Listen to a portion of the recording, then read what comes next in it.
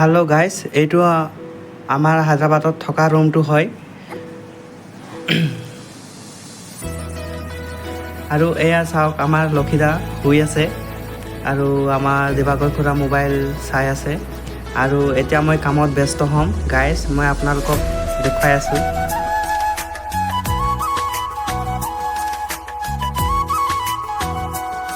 এয়া চোৱা গাইজ, মই ডিউটিৰ পৰা আহি বাচনখিনি ধুই আছোঁ আৰু ধুই পখালি ধুনীয়াকৈ থ'ব লাগিব। আৰু সেই বাচনখিনিতে আমাৰ নিজৰ আহাৰখিনি বনাব লাগিব। চ' আপোনালোকে নাভাবিব যে বাহিৰত কাম কৰিব আহিলে বহুত আৰাম। চ' কি কৰিব আৰু, ডিউটি কৰি কিনে আহি কিনে নিজৰ বাচনখিনি ধুই মেলি আহাৰখিনি বনাই কৰি মেলিতো খাবই লাগিব, নহ'লে আৰু ইয়াত কোনেনো বনাই খুৱাব।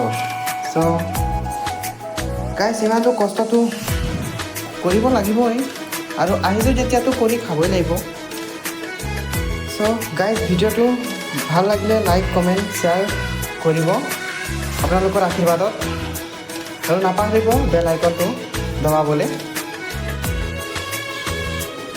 আপোনালোকে দেখিছেই কিমান ধুনীয়াকৈ কাম বন কৰি আছোঁ, আৰু নিজৰ কাম বনখিনি চালেতো যিহেতু বেয়াও লাগে। আৰু মই ঘৰত কৰিছোঁ, নকৰাও নহয়, তথাপিও মানে ইয়াত ডবল কৰিব লগা হৈছে, কাৰণ ডিউটি কৰিছোঁ, ডিউটিৰ পৰা আহিছোঁ, আহি কিনে আকৌ নিজৰ খোৱা বাচনখিনি ধুই কৰি আকৌ নিজৰ আহাৰ বনাব লাগিব, নিজৰ ভাতখিনি বনাই কৰি নিজে খাব লাগিব।